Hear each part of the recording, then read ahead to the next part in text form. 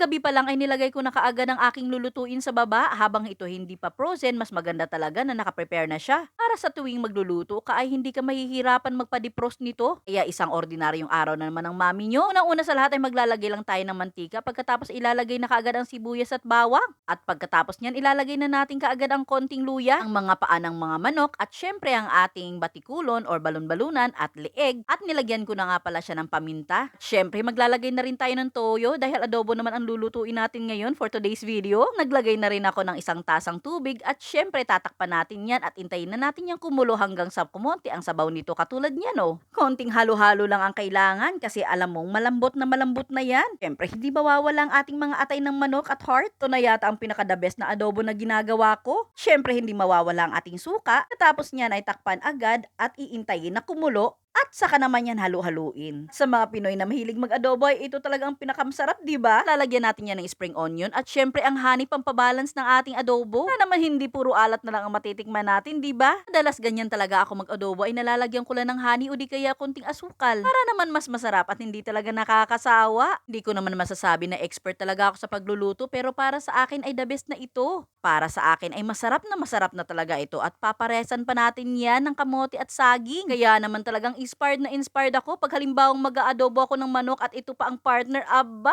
mapaparami ka talaga ng kain. Medyo may konting kwento lang tayo ngayon. Kaya doon sa mga nakasubaybay ay talagang mapapansin nyo na hindi talaga ako nakakapag-upload ng mga video. Medyo pa talaga masama ang pakiramdam ko, may ubo ako at sipon. Ngayon nga lang talaga ako medyo nagkaboses. Kaya mapapansin nyo medyo matamblay pa ang boses ko ngayon. Kaya dinadaan ko na lang din talaga sa pahinga at uminom din ako ng maraming tubig. At umiinom din ako ng medyo mainit na lemon with honey. Okay lang din sana kung ako lang ang magkakasakit, kaya lang pati ang mga bata. Hindi ko rin maiwasan na mag-alala para sa kanila. Kaya minsan talaga may mga kaibigan ako nagkukonsulta, ano na nangyari sa'yo? Bakit hindi ka na nakakapag-upload? Natutuwa naman talaga ako sa mga message na ganun at talagang concerned sila sa sitwasyon ko. Papasalamat talaga ako sa mga kaibigan kong talagang supportive. Huwag nating kakalimutan na pumili tayo ng mga kaibigan. Mga kaibigang magiging magandang impluensya para sa'yo. At syempre, hindi lang yon ang mga kaibigang magiging inspirasyon mo. Lalong-lalo na sa lahat ay hindi ka ilalagay sa kapahamakan. Na huwag nyo talagang babaliwalain ang advice na ito. Be friends with those who are wise and you will become wise. Dahil ngayon ay nagkakaedad na ako ay na-experience ko na rin ang mga ito. Kaya mas maganda talagang piliin natin ang mga nakakasama at nakakausap natin. Dahil sila talaga minsan ang nag-feed ng utak natin dahil sila ang madalas nakakausap natin. Maigi na rin talaga na makikipag-usap ka sa taong may sense at syempre may respect. Super grateful talaga ako na naandyan ang mga kaibigan ko through thick and thin. Kaya kung napanood nyo ang videong ito ay sana na-inspired ko kayo at huwag kalimutan i-like and share o siya dito na lamang. God bless!